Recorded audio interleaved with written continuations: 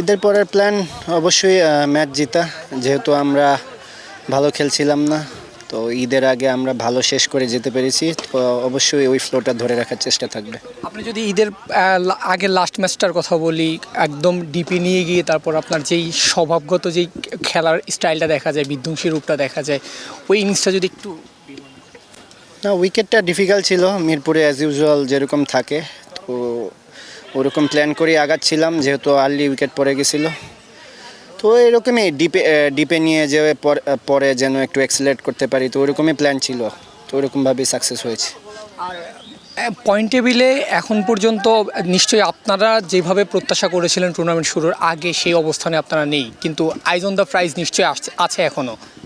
হ্যাঁ, অবশ্যই এখনও যদি গ্রুপের সবগুলা ম্যাচ জিতা যায়, আমার মনে হয় যে সুপার লিগে খুবই ভালো চান্স থাকবে।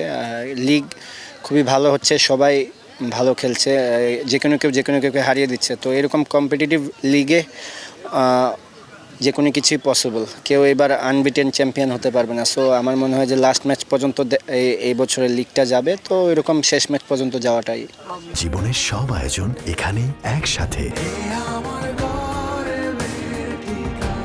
জাকির ভাই, আপনি যে মাত্র বললেন যে কোনো টিম যে কোনো দিন যে কোনো কাউকে হারিয়ে দিচ্ছে, এই যে এইবার যে কম্পিটিশনটা দেখা যাচ্ছে, প্রত্যেকটা টিম ভালো করছে, পয়েন্ট টেবিলে খুব বেশি দূরে কেউ নাই, 5-6টা টিমের মধ্যে। এই ধরনের কম্পিটিশন আপনারা প্লেয়ার হিসাবে কতটা এনজয় করেন আগের বছরগুলোর তুলনায়? কারণ এরকম দেখা যায়নি খুব বেশি। হ্যাঁ, অবশ্যই কম্পিটিশন থাকলে ভালো হয়।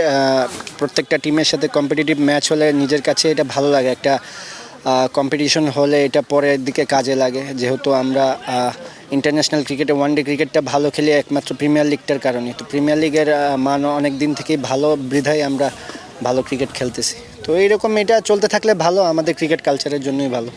আপনি এবার একটু ন্যাশনাল টিমের শুধু আসি। আপনি ন্যাশনাল টিমের 3 ফরম্যাটের প্লেয়ার।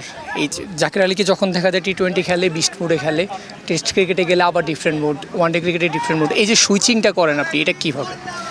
না, সুইচিং আসলে তেমন কিছু না, জাস্ট মাইন্ডসেট। ওই রকম কিছু প্রিপারেশন নেই, প্র্যাকটিস করি, ওই রকম মেন্টালি রেডি হই, তেমন এক্সট্রা কিছু না। গত বছরে আপনি 2বার ওয়েস্ট ইন্ডিজ ট্যুর করেছেন, একটা বিশ্বকাপে আর একটা হচ্ছে টি-20 ওয়ার্ল্ড কাপ একটা, আর এটা হচ্ছে বাংলাদেশ যে পূর্ণাঙ্গ সিরিজটা খেললো সেখানে। টি-20 ওয়ার্ল্ড কাপটা নিশ্চয়ই আপনার মতো করে আপনার কাটেনি, কিন্তু এরপরে যখন সিরিজে গেল আপনি সেখানে লিটারেলি ফাটিয়ে দিয়েছেন বলা যায়। তো এই যে কি হয়েছে লাস্ট কয়েক মাসের মধ্যে?